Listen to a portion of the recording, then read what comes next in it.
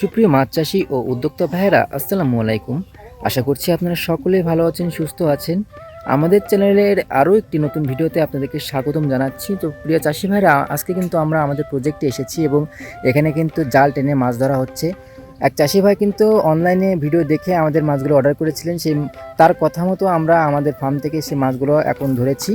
চলুন আমরা চাষি ভাইয়ের থেকেই জেনে নিই তিনি আজকে কি মাছ ধরলেন তার ফার্ম থেকে, এবং কোথায় পাঠাবেন, কতটুকু পাঠাবেন এবং মাছগুলোর সাইজ কেমন। আসসালামু আলাইকুম। ওয়ালাইকুম আসসালাম। কেমন আছেন? আলহামদুলিল্লাহ ভালো আছি। আজকে তো আপনার প্রজেক্টে এলাম, এসে দেখছি যে এখানে আপনি জাল টেনে কিন্তু মাছ ধরলেন। তো আজকে কি মাছ ধরলেন? আজকে এই যে অনলাইনে যে পাঙাশ অর্ডার ছিল, পাঙাশ দিলাম।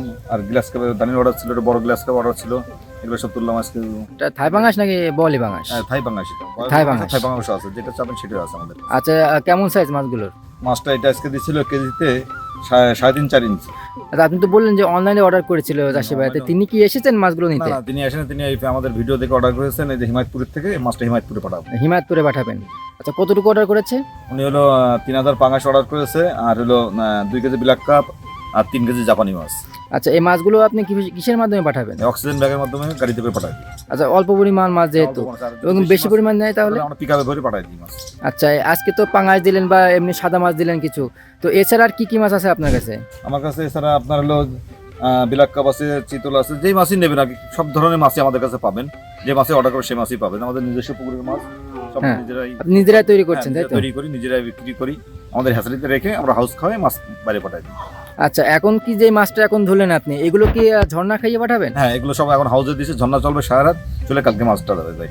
আচ্ছা, তো বর্তমানে যে দানি মাছগুলো তো বেরোনো শুরু হয়েছে, সেগুলোকে আপনার উৎপাদন করছেন? ধানি রয়েছে, আপনার জাপানি ধানি রয়েছে, গ্লাস কাপ, সিলভার, পুটি, মানে ধানি সবই, রুই মিরকেটা পাতে সব মাছই পাবেন। এখন সব মাছই বেরিয়ে গেছে আমাদের কাছে। চাষি ভাইরা, আপনাদের বলে থাকি যে এটা কিন্তু প্রতিষ্ঠিত প্রতিষ্ঠান এবং নিজস্ব প্রজেক্ট থেকে কিন্তু মাছগুলো দিয়ে থাকি, যে কারণে কিন্তু আপনারা অ্যাকুরেট সাইজের মাছগুলো সবসময় পাবেন।